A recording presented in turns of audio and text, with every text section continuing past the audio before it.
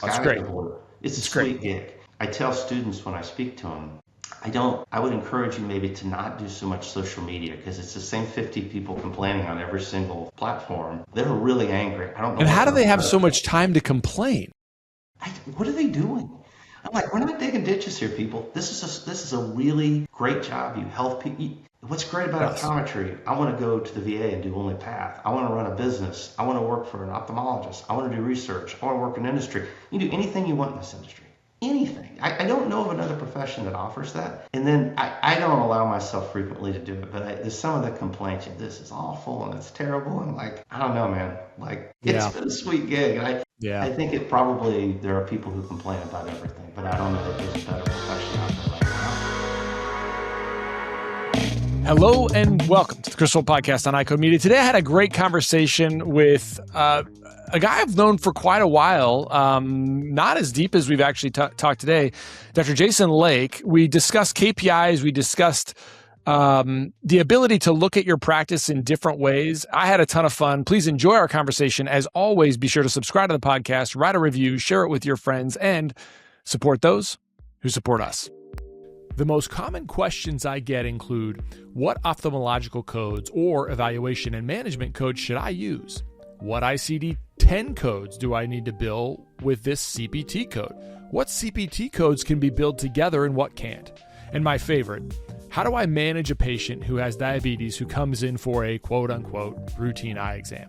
These questions really highlight the confusion and uncertainty that serves as a daunting hurdle for providers, makes it more challenging for them to care for their patients and provide those patients with the best opportunity for a lifetime of ocular health and clear vision.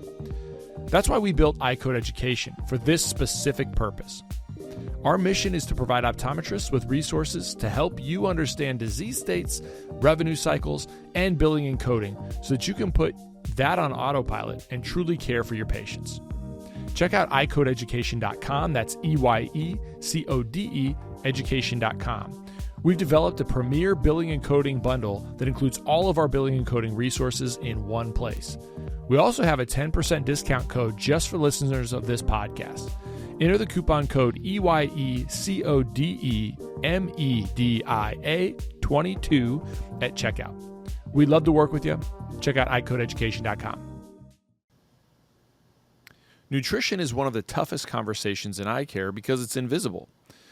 The Life Meter gives doctors a non-invasive way to measure carotenoid status and actually show patients a number. And many doctors use it chairside to personalize recommendations for macular health and overall wellness. And when patients see their score, the conversation becomes easier and compliance goes way up. Check it out for yourself, the Life Meter. I mean, it was been it was a free COVID. I think it quit around COVID. Where our main location is in Warrensburg, Missouri. It's about 40 miles east of Kansas City. There was an AM radio station there, Cocoa Good Time Oldies. Hat tip to my good buddies, Greg Hassler, who owned the station at the time.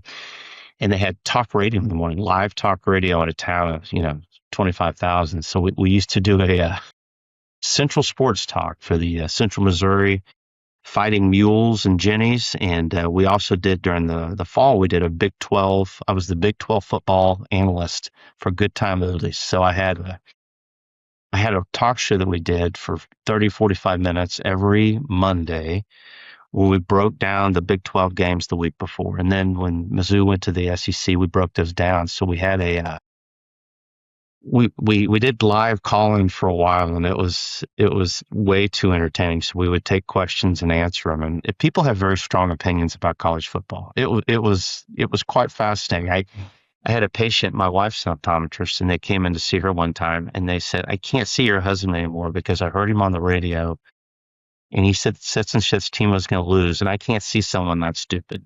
I was like, I was right, by the way, on that game, but the patient did at least they left me to go to my wife. We did it for like 10 years. And so as long as they stay with the practice. I don't know what it was shameless self-endorsement. We were, I got to have the eye care specialist clear vision pick of the week where I had to pick it was shameless self-endorsement, but I tease people. We had tens of listeners, at least tens. in the good time oldies 1450 Cocoa radius. So I'm not certain we reached a broad audience, but I'm still waiting for those syndication checks. Apparently it didn't take off like I thought it, but it was a blast. And shockingly, a lot of people did listen. And, it's a small town radio station, right? Like you get the locals, and it was funny. And we had a good time with it for about a decade. So that was my first foray into broadcast, Chris. So I'm going to guess your listenership is slightly larger than my first one with I don't know about that. 12 analysts. That's pretty funny. So I didn't know that. That's why, like, these are the kinds of things why I just like to hit record. And it's almost like and you probably know this with 10 years of kind of this type of stuff, is like, I'll get some people where I hit record and we were having a great conversation, and all of a sudden it's like, yeah, conversation stops. And I'm like, oh, no, that's not the goal. So I wish when we started this, it could just automatically record and not tell anybody anything, because I would just get better conversations. Yeah. And then I would just tell them, like, here's the episode, you listen to it. If you don't like something in it, we'll take it out. It's a lot of editing on your part, though, isn't it? Well, I have a producer. Oh, well, you're big time then. Good for you. It's the idea is that I can have a lot more conversations, a lot better conversations, if I'm not having to edit those. So probably, I'm finishing up my 7th year of podcasts, and I probably. Obviously, I see it. I knew you were doing it, but how big is your listenership? Do you know? From all the information I can gather, we're about 3,500 a week. Wow, that's really good. Yeah. It's hard because, I don't know, the metrics that I can gather that are kind of objective, like if you look at like listen notes and and you use like Apple reviews, like we're one of the biggest, in the eye care space, no matter if it's optometry or ophthalmology. But it's really hard to tease out like numbers, like how do you compare to other sources? Because some people are really big on YouTube. Way to do it, and Eugene taught me that one time. Yeah, I should listen. There's a way to do it because it's unique listeners and this, that, and the other. Because then it's like a rolling 12-week scale of how many clicks and how many re-listens. There's an art to it. I don't know how to do it, obviously, but I do think it is interesting to go back and what are your listeners interested in? You're obviously heavy pathology, heavy medical. Is that what drives your listenership? What did they find in analytics conversation interesting, or something as basic as frame and lens or recall, which are boring topics that just so happen to be really fruitful business events, right? So it's always fascinating to break it down. Yeah. Yeah, we do a little bit of that. We have we've kind of been a little bit more sophisticated recently, but ultimately, and I like to do the podcast, and it's probably not the best way to do it, but my goal is to like either talk about topics that I think are interesting or interview people that are interesting. And it used to be I'm interviewing more, and now I've been so busy that like over the last 6 months, I've had to do a lot of like monologues, which I like doing, but honestly, I don't think that people like them nearly as much as when I talk to somebody. Yeah, it's fun to banter with somebody and to have a conversation, and you and I could, we butter our bread on analytics. That's, when I did some work for you many years ago, it's what got me going. But sitting around, you and I could look at the same piece of data, and you might look at it wildly different than me, and both of us are right. And I think that's in our industry, that's probably one of the bigger things is there is honestly a big lack of data. It's like we don't do a good job.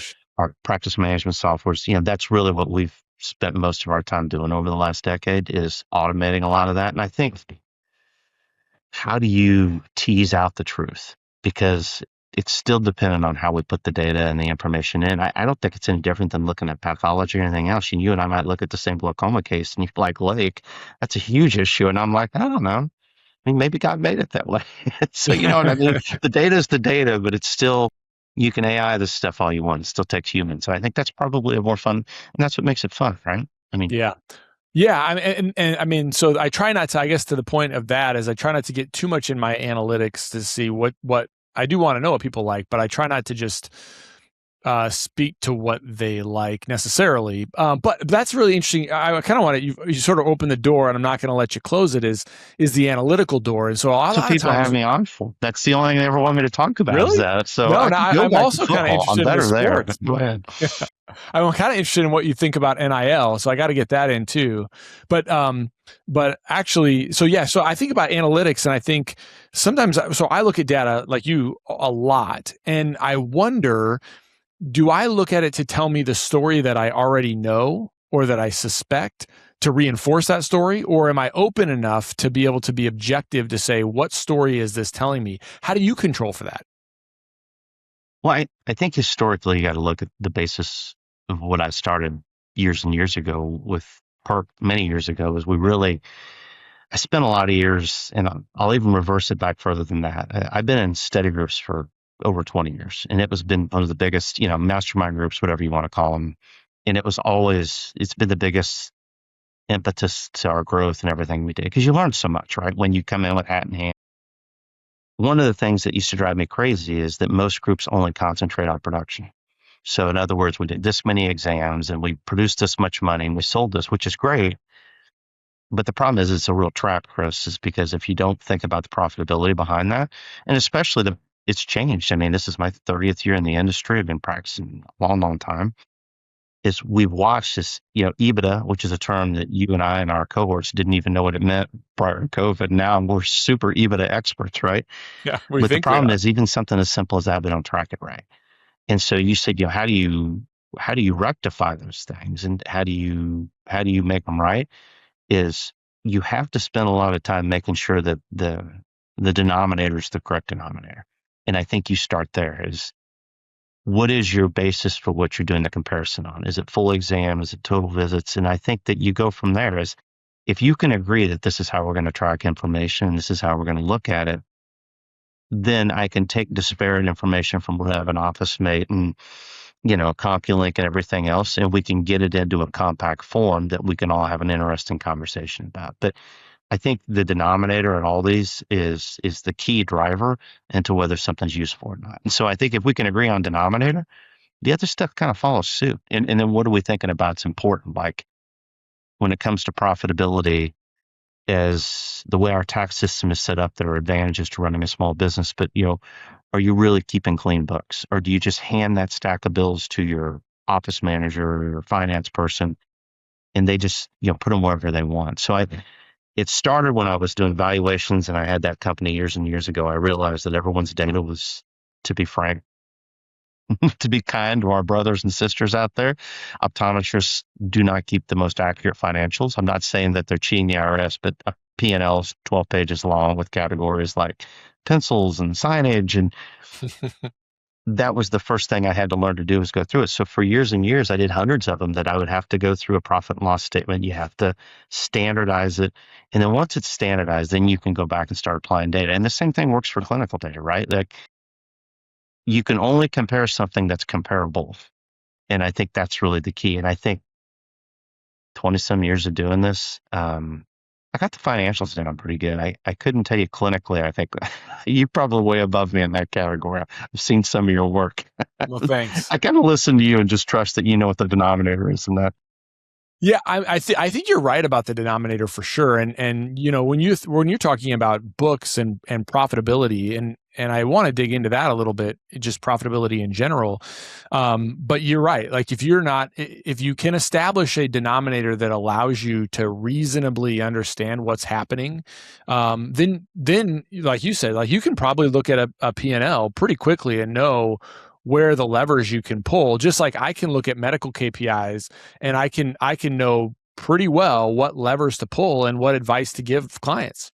It's it's really interesting. One of the things we've probably got a little over 200 groups in our study groups now, and as they are onboarding to our statistical analysis system, which is called Project Up, which stands for Untapped Potential, the conversations don't change. And now we've got AI to filter. Like I'll give you an example. Like we're not talking about clinical care. Let's just talk about we're looking at running it like a business. And we know that screening fields, whether it's Optos or whatever your flavor is a profitable thing that you can do in a practice. It also has amazing clinical outcomes, right?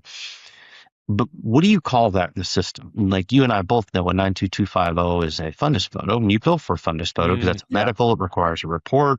There's a technical component. There's all these things that you do to be compliant. But what about when you just bill a screener? Do you call it an Optos? Do you call it an S99? Was it 9969? Do you call it a healthy image? If you look at 200 practices, I would bet you that there were 75 to 100 different ways to code that because it's a cash pay service.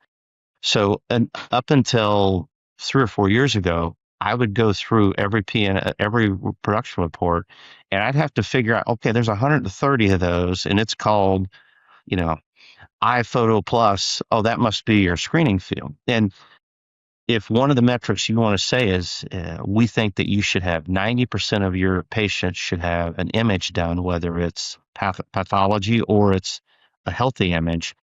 If we don't even know how to track that, what's the denominator? The denominator here is obviously full exams, but the numerator here is the product. What do you call it? Now with AI, you can run analytics, and the interesting part is there's a group of tickets that they send to me, and they say, hey, this new customer wants to call a photo. I'm going to make up something, 92130. And I'm like, well, that's an existing code for my hearing aids. You cannot use them. Yeah. There's 95 things you can call it, but you can't call it that. It's got to be something that it is.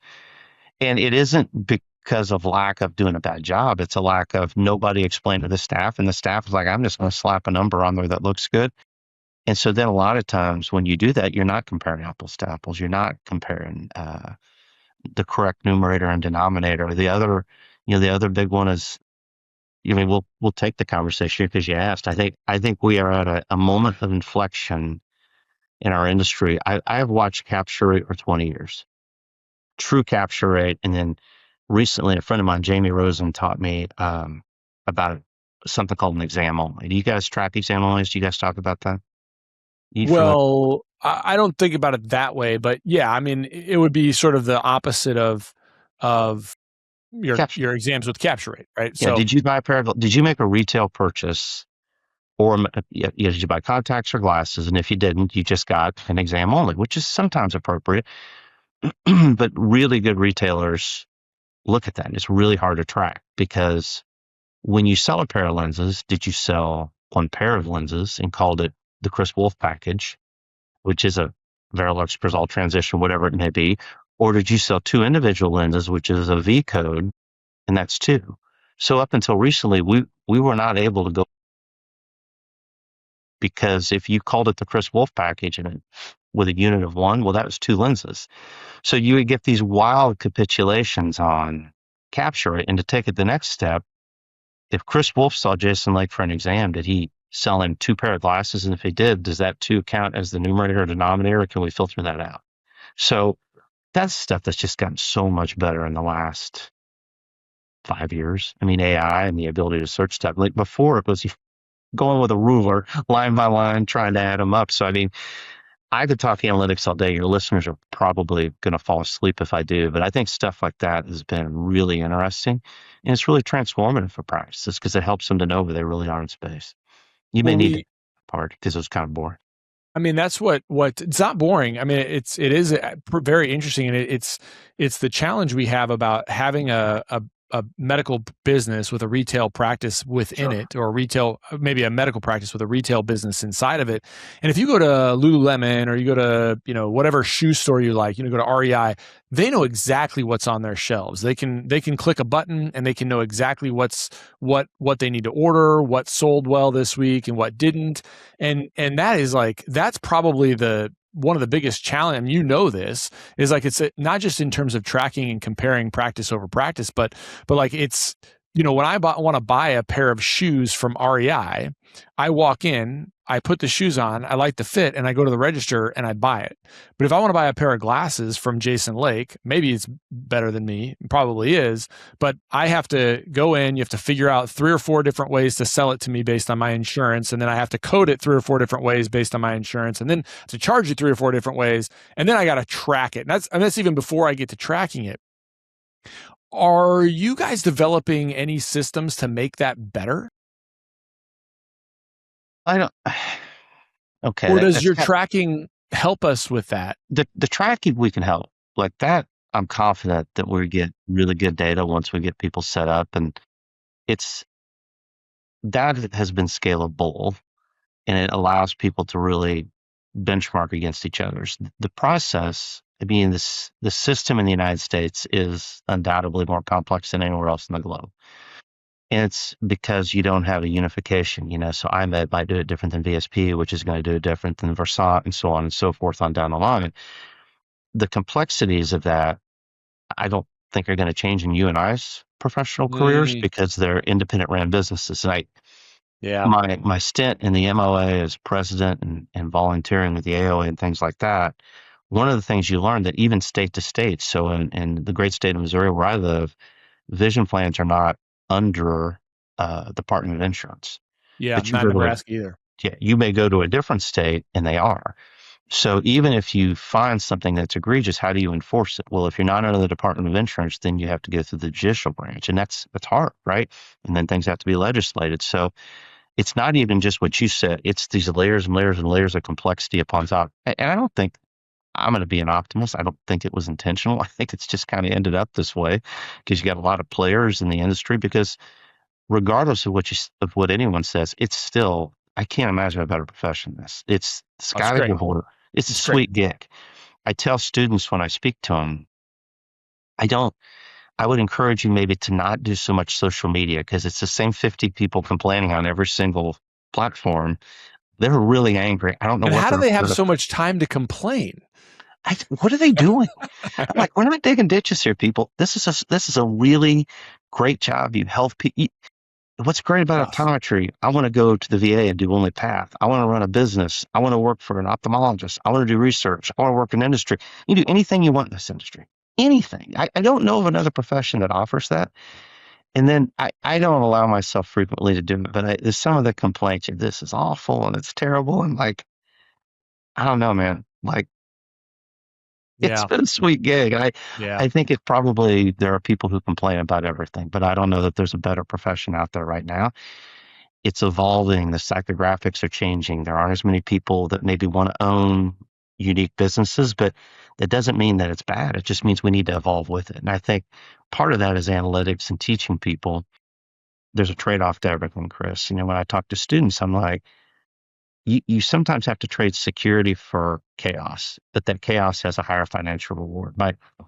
My friend Eugene has this quote, and he says, the amount of compensation you receive in life is directly proportional to the complexity of problems that you solve and the amount of good they do for humanity. And I'm sure he stole that. Someone's going to get on your podcast. Well, that was, F. Scott Fitzgerald, whoever. But I always think about it when the more complex it is, whether it's the pathology that you treat because you become an expert and built that part, or the complexity of the business you run, that chaos creates opportunity and increased compensation, of course. And so I always encourage people like, hey, there is no better career in the world for a 9 to 5, but there's this whole other side over here you guys probably aren't privy to yet. This is maybe where we ought to just consider it. I mean, it's a pretty cool gig. But that's me No, hyping the I love professional. the optimism. I mean, it's so true. And I also think, I find that you're probably like me now too, is like when I listen to somebody complain about their job, whether it's optometry or anything else, anything. I mean, we do marriage prep. My wife and I do marriage prep with new within the Catholic Church. Omaha has become so big, and our Catholic Church in Omaha has become so big that the priest no longer can do all of the marriage prep. So they've sort of off. Awesome. Yeah, it's Yeah. awesome. And so, they have other couples, married couples, and we're not perfect. And so, but we kind of help guide the discussion. And anyway, our last one, I'm not sure he loved it, but like, he was this union worker, and he had, he could work like 70 hours a week, and he was, making a ton of money. But the problem was that they had a golden handcuffs on. And his problem was, well, how do I say no to this? Because if I say no to this, they're going to hire somebody else, and it just goes down. And I need the money, and I want the money for security because I want to provide for my future family and my future wife. And then, but she's kind of frustrated because he's working 70 hours a week. And my answer to him, which is my answer to everybody, is we should just start your own business. And so because you and I look at this as like, well, you start your own business. That's not insecurity. That's not chaos. That's just an opportunity for me to like win in this one thing. But so many people can't wrap their minds around it. So what do you think? Like, how do you think you transitioned? Was it you were always built that way?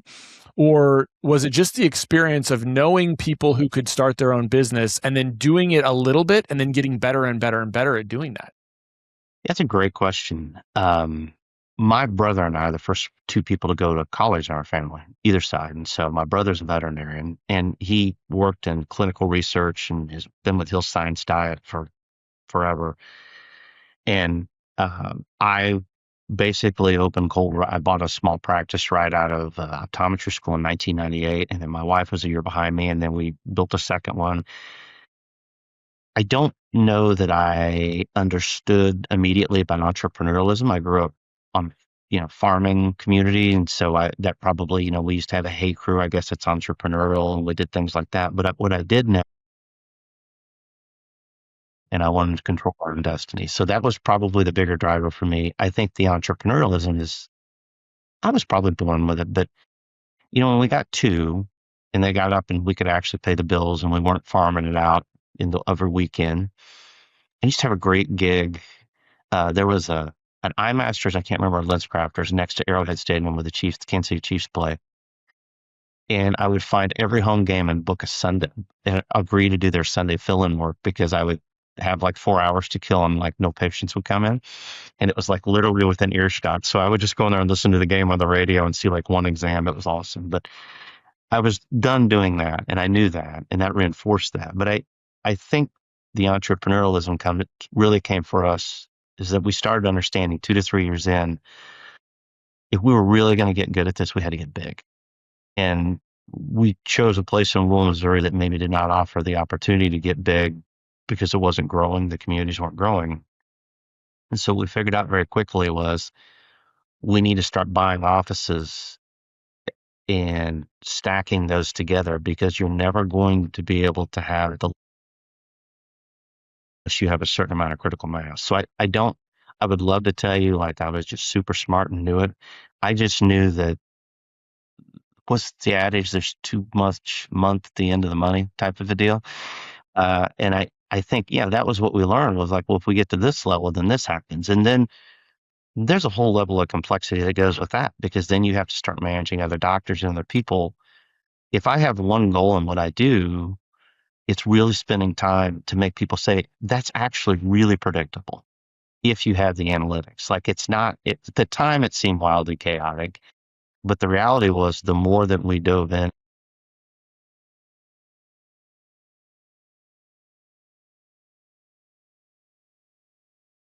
predict, well, we know we're going to need a doctor based on what we anticipate growth to be in another year. We should start recruiting now. And I think that's what I see really successful people do is figuring out scale is the hardest part. And if you want to stay at one office or two office, those things are also amazing. It's a great way to make a living. There is a big differentiator I see in the marketplace is those folks who want to work in their office and those folks who want to work on their office. And I would say both are equally correct. It is what do you want to do? There was a burning desire in me to probably run a business. So maybe that's the entrepreneurialism. But I knew that I really loved. Certainly, I enjoyed clinical care, but I'm probably ADHD, so it was I could do a lot of different things. But I think those are the people that we see, those are the ones we probably lean into the business of eye care, the folks who want to run high med, high tech, high retail practices. And one of the interesting things that happen, Chris, is the more they get good at it, those people who have that itch they want to scratch, you see them slowly step out of clinic, and they still almost always practice a day or two a week, but when they light up is when they're really talking. They love running the business side of it. And again, that's not right or wrong. There's nothing wrong with either Yeah. avenue. Yeah, for sure. You either love it or you don't. And what may seem like complete chaos and anarchy to one person, a guy like you who's got 50 things in the fire, my guess is you get a touch of ADHD yourself, and you need 50 things to keep you interesting, right? Like, you seem like a guy. I mean, I haven't known you from way back, but I will listen to you. I know, I watch your stuff. You look like you're having fun. Like, how many people would think breaking down medical coding is fun? I mean, you're a real select group. Not a lot of you. Yeah, I mean, and I don't know if it was just, like something God did as a joke to the rest of us, but we're out there. That's what's cool, though, is I think the people that have that entrepreneurial spirit. Now, the flip side of that is you and I didn't grow up. I don't believe you did. We didn't grow up working for these big companies. And so all my friends that took different routes, they were accountants who worked for big companies. They all say the same thing. They do have that burned out sound. I think entrepreneurs get tired, and at some point you got to trade the worry in, because you just do. You worry about your baby that you built, but I think it's a way better gig than working for somebody else for 30 years and letting somebody else control your destiny. Now, you may talk to the next person like, oh my God, no, I don't know many super successful people, regardless of where they work, go home at 5 o'clock. That's maybe my friends aren't very smart. They need to work longer to get the job done. I think it really, I mean, it's kind of hit me recently is like, again, to your point, it's not good or bad. It's just what you're looking for. And my cousin, her and her husband, so her husband has a really great job at a company. If I told you that company, you'd be, oh, I know that company. And he's kind of I'll call him upper middle management of IT. And he's probably makes, he makes a ton of money. Yeah. And they met at KU, and her son, who's now just finished up his freshman year of college, wants to just start a marketing business. That's all he wants to do. He doesn't want to go to college. He doesn't want to. And so she was telling me, she was like, Chris, how is he going to get insurance? And I was like, well, he can buy insurance. What if he gets married and he has a baby? How's he going to get insurance? And I was like, well, he can buy insurance through the business that he creates. Well, and I said, Stephanie, do you think I have insurance? She like dawned on her like, oh yeah, okay. And then she goes, well, how's he going to get a 401k? And I was like, well, he can buy a 401k. So my point is like, she and her husband were so anti their son going in and starting a new business, because their mindset was they went to college, and what you do, whether it was college built in this way or they were built this way, is you go to college, you get a job working for a big business, and then you're going to get all your benefits, and that's why you work. So it was just beyond me, because I was like, I had never thought about it like that. If you want to quantify it and really make, I literally talked to a female executive this week. She's an amazing executive, high level, way up the chain in a big company. And I was like, hey, you're doing a great job. We were just kind of chatting. Yeah, I think I want to go 7-8 more years. I'm sticking around for the insurance. And I said, well, I don't know what you have. I'm assuming you're well compensated. I said, you can't go make $30,000 somewhere else. Well, I go, because that's what it's going to cost you to buy really good health insurance for a family of four. It's about 30 grand plus or minus. That's a pretty good plan, not cheap. That's a really good one with dental, vision, the whole deal. She was like, that's what it costs? I was like, yeah. I said, you could just go buy it somewhere. If you're really, really wanting something different in your life, I said, just go purchase it. And I think, Chris, the funny part is, I think back almost 30 years ago, all I know is that my dad called me one day. He goes, yeah, you're falling off my insurance plan. You better go buy some of that. So I called my friend at the insurance agency. He goes, yeah, we'll get you a Blue Cross. I'm like, okay, just send me a bill for it. I don't know that I didn't, and it didn't used to be that expensive back then, admit it. But I just remember thinking, it just was something that never crossed my mind. It's so expensive now. I get why it's a big deal, but it's like you said, if 30,000 is the biggest gamble you're taking as a healthy 20-something, I've had bad days where I've lost more than that. A lot of them, actually. So I agree with you. Yeah, so I think that kind of takes me to this next section. Just in general, that you brought up, and I don't want to miss it. Is the profitability idea? So you've seen. I mean, you just brought up how much more expensive health insurance has become. We've got these other issues where, even if you look at Medicare, and I actually use this a lot, where people look at managed vision care as the bad guy. But the reality is that their rates have stayed stagnant, which is not good. And listen to me, I'm not an apologist for managed vision care at all, but their rates are stagnant. Where if you look at Medicare rates, I mean, when you got out of school, if you were making $100 for a service when you got out of school, today you're making about $78 for the same service. Yep. So those are declining rates. Now the declining rates are still better than the managed vision care rates, but at some point they may intersect. And so that impacts profitability. So how do you stay optimistic in the world that you see? How do you stay optimistic of, like, it is worth owning a business, or it is worth hiring the next doctor, or scaling and buying multiple practices? What do you look at with profitability, and to know it's like, how do you make those adjustments right?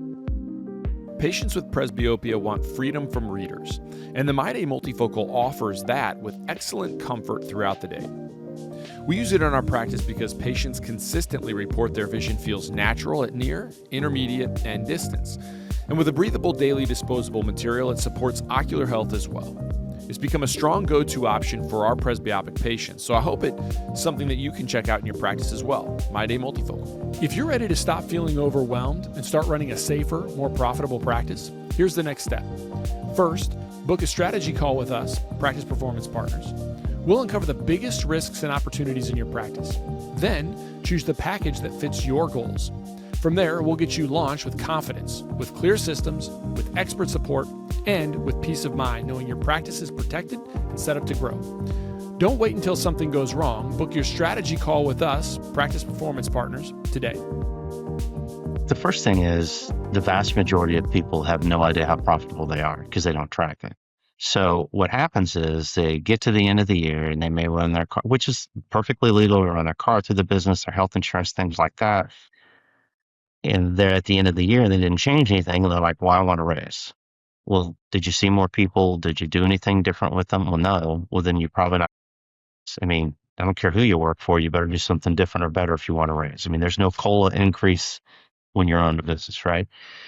For your staff, there is, not you. The biggest thing that I would argue is, I think in our industry, we lose sight of the fact how profitable we are.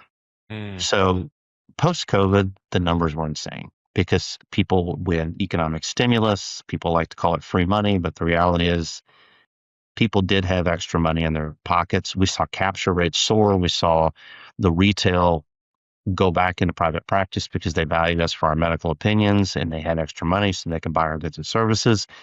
And we've watched that capture rate decline over the last 6-7 years. And that's across the board. It's really rampant in contact lenses.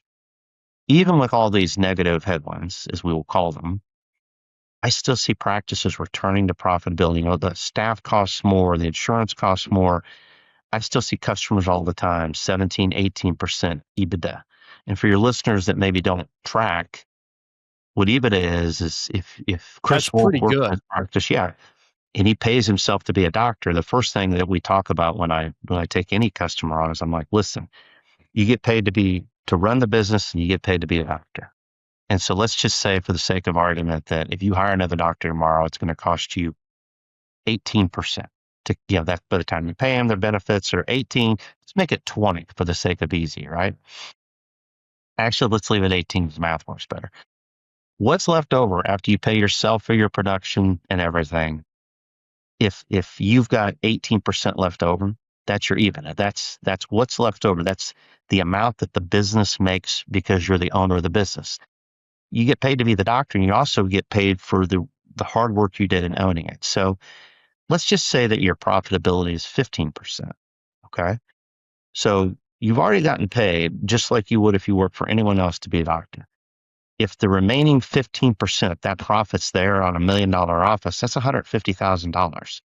My guess is you probably spend about 2 hours a week running the business. For a lot of practices that really don't tie it up, that's 100 hours a year, roughly 150,000 divided by 100 is what, about $1,500 an hour? That's pretty good reimbursement. I mean, that's high level stuff, right? Yeah. And so one of the things I would encourage people to do is if you spent maybe 4 hours a week instead of 2, I can't promise you you're going to get a direct $1,500 an hour return on investment, but anything you can do to drive profitability, and it's always fun for the first 2 or 3 years working with the customer, just because you just see that profit just snap. And it isn't because they just weren't watching it. And so as soon as you start tightening things up, what ends up happening is actually the opposite. You can actually pay your staff more.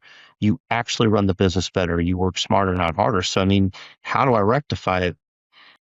I would say that if you own your own practice, you get paid actually 3 ways, Chris. You get paid to be the doctor, you get paid to run the business, and then a lot of times you get to own the real estate. So you get paid to be the landlord with a guaranteed tenant.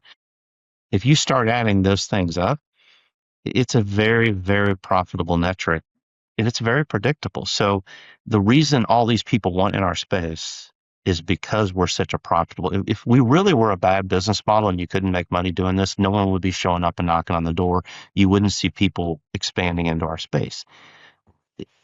An interesting way to look at it is when you look at how practices buy and sell now, they're worth about 6 times profitability. And that's 4 to 6, depending on how big you are. Let's just call it 5.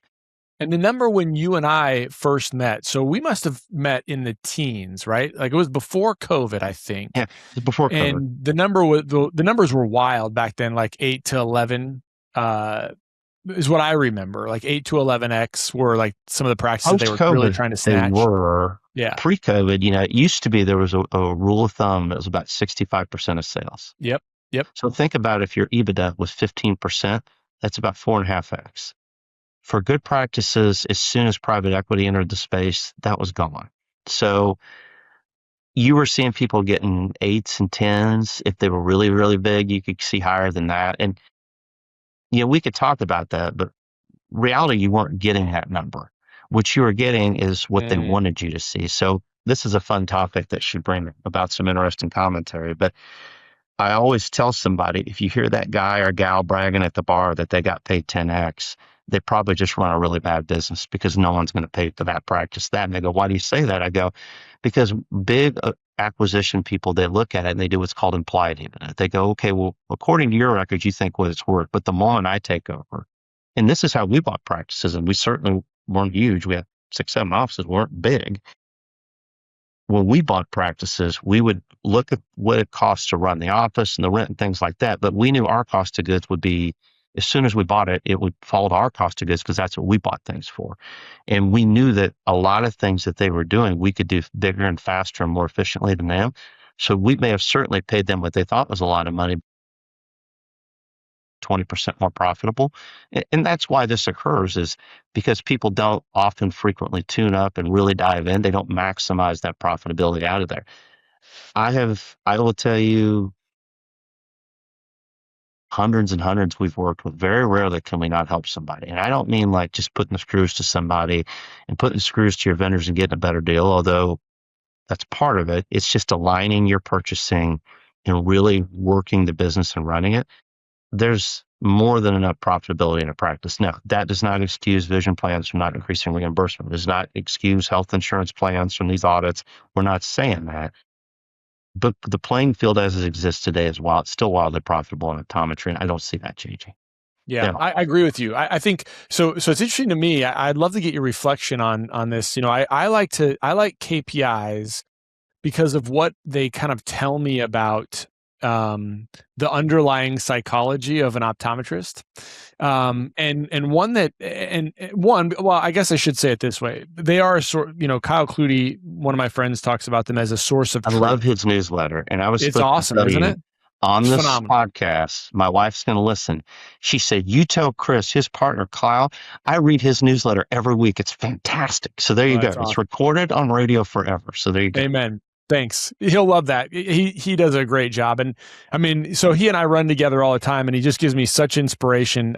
So it's cool to see people really reading the newsletter. It's great. I read it as well. It's very well done. His distribution right now is it's close to like 8,000, people in that newsletter. So it's pretty cool. Anyway, but he talks about it as KPIs as being a source of truth. And then, I think that's great. I think it's really important. And I like it as a consultant in that what it tells me about like the levers to pull, as I said. But the other thing that I like about it, and this is where I want to get your reflection, is that it can kind of inform me a little bit deeper if I can get people to make an aha moment because of a new KPI that I've developed, because it allows them to understand something they didn't know about their business. And one that I've sort of been chewing on is like profitability per optical transaction. And what it does, Jason, is I think like what I call a pillar is like, I think you still need to look at your business as like people, place, things, all those kinds of expenses. But then when I think about a pillar, like whether it's the optical or contact lenses or macular degeneration or, glaucoma, whatever that pillar is now I think you have to throw in all your resources dedicated to that pillar.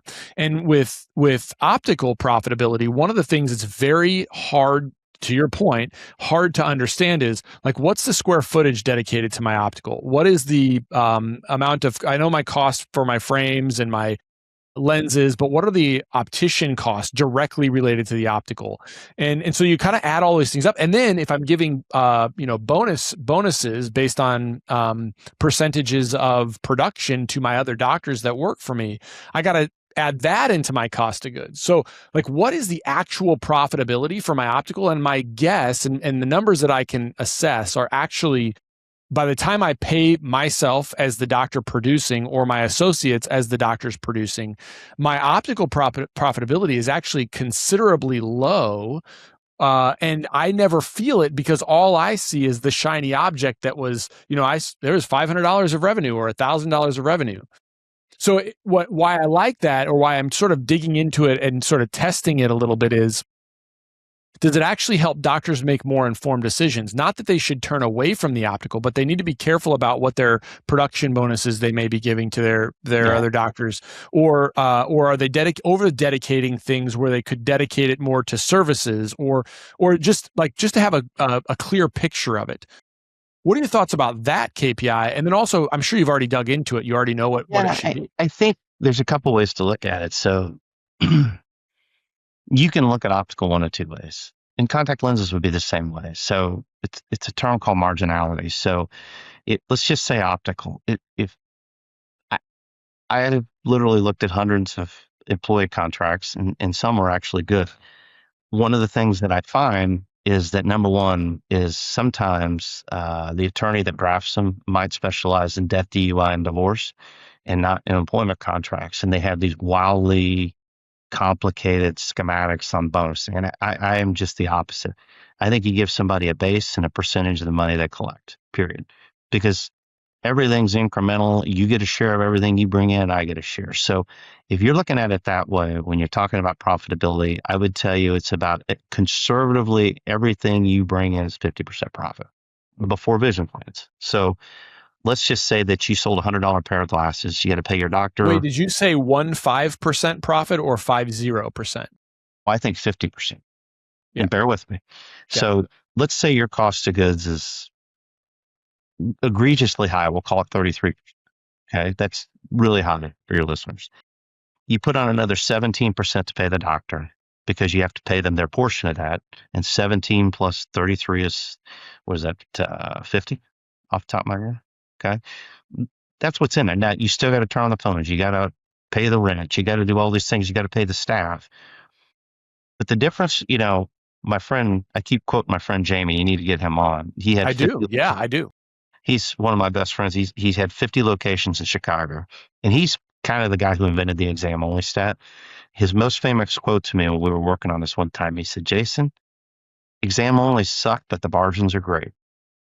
And if you think about it, he's right. Because if I do a $60 VSP exam and I don't sell anything, technically speaking, I got to keep all $60 that went to all my fixed expenses, right? So when you look at that profitability, you've got fixed versus variable. Your variable costs are your cost of goods, and what you got to pay your doc. You're probably not going to hire more staff whether you sold that one pair of glasses or not. You're not going to get a bigger location. But if you really break it down to its simplest form, whatever you bring in on that minus the cost to do it, let's just say it's half for the sake of argument. Now, you could argue you don't pay the lab bill on VSP, and there's multipliers on that. But if you average it out, let's just say it's half, doctor plus that. If you look at it in that aspect, is every single pair of glasses you sell is wildly profitable, right? You're actually diving in a whole nother layer deeper. Is okay. So how much of my occupancy goes to the dispensary, and I have got 2 full-time opticians, and I've got this, and this. You are 100% correct. But I would argue the difference between a 40% capture rate and a 60% capture rate, none of those fixed expenses change. No. You're probably not going to go hire 2 more opticians. You're going to have the same staff. The difference in that 20-point swing is probably, it's going to push your EBIT up 10 points. Like my friend, that same guy, he does these studies, and they're really interesting. He said, what did he tell me yesterday? He said, if you focus on 4 things, healthy images, increase your capture rate, reactivation, getting people in. There was a 4th one I don't remember. And he said if you did each of those 5% better on like a $2 million office, it's like $300,000 in revenue drop down. Yeah. So you're asking the right question. I would push back on that and say it's even simpler than that. Is just you're already paying for all this stuff. Those are your fixed costs. Let's just focus on the variables, and it really comes down to cost of goods and what you got to pay the doctor. And so one of the things, and I'm not promoting this, but one of the things I did when I got the opportunity to first run OptiPort was most of those practices were from 30 to 50 doors, and they were mid-level. The correct term is like mid-level retailer. What that means is they're certainly not an independent. Very few, actually, to my recollection, hardly any optometrists were in that group when I first started. And one of the things they taught me in major metropolitan areas, I said, why do you take that particular vision plan? That seems dumb to me. It doesn't seem profitable. He goes, well, we've already paid for everything. We appreciate every chance we get to go to the plate and take a swing. Yeah. I'm like, but you didn't make anything. I go, I wouldn't have made anything with an empty slot either, because it was something. And I'm not condoning it. It just made me think differently about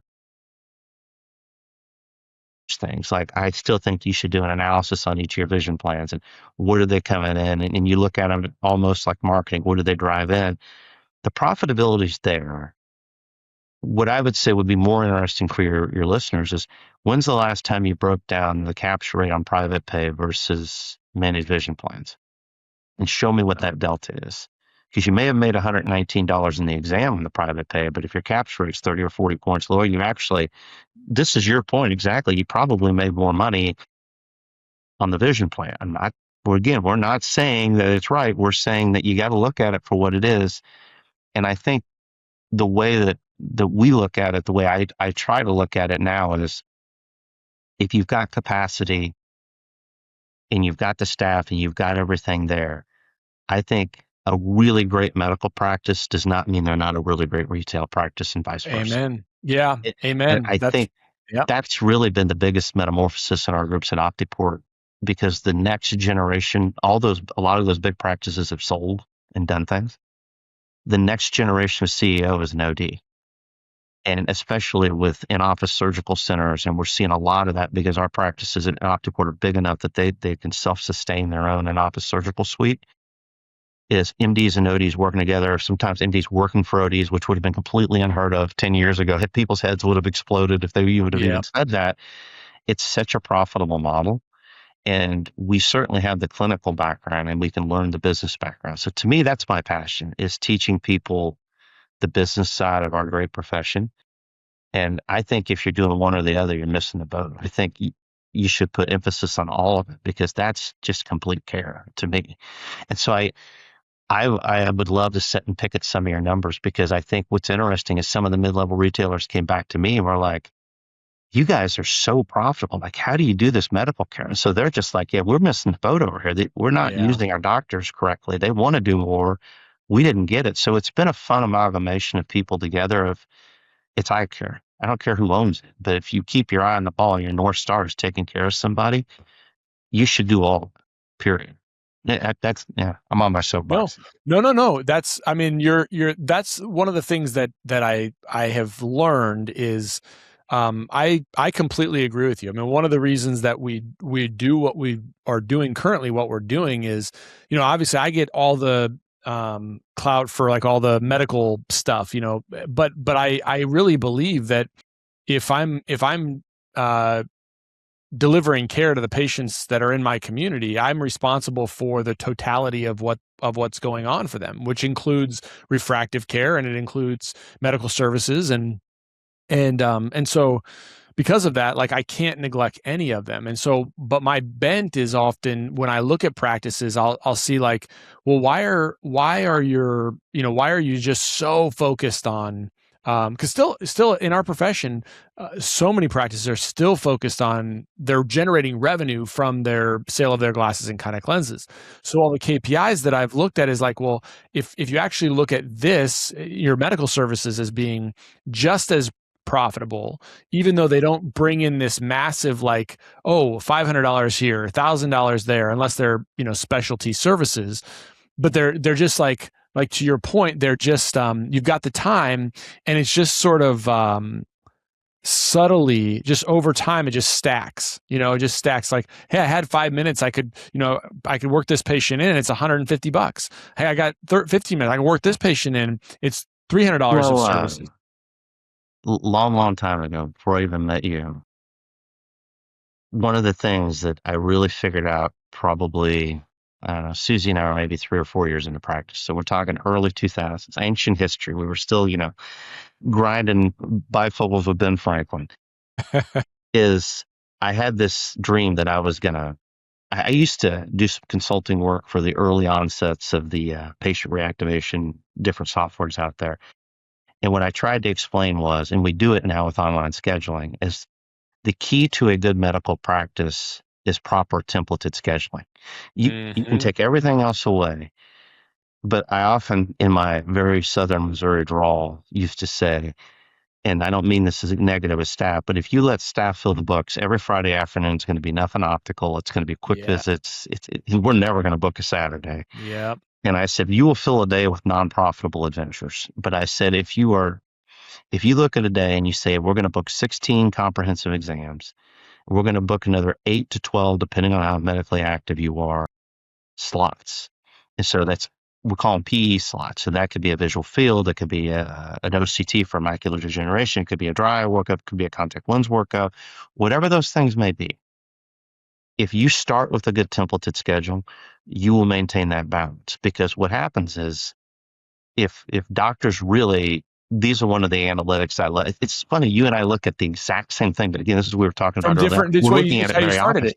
It's the exact same thing. So doctors always go to me, they're like, well, how do I get good? And I said, well, for starters, when I really got good, I had a mentor challenge me. He said, I want you to, like a food diary, I want you to graph every hour of your week for a month. And I want you to tell me how much money you made working hours, how much money you made doing that. And I said, well, I did an exam, did this and that.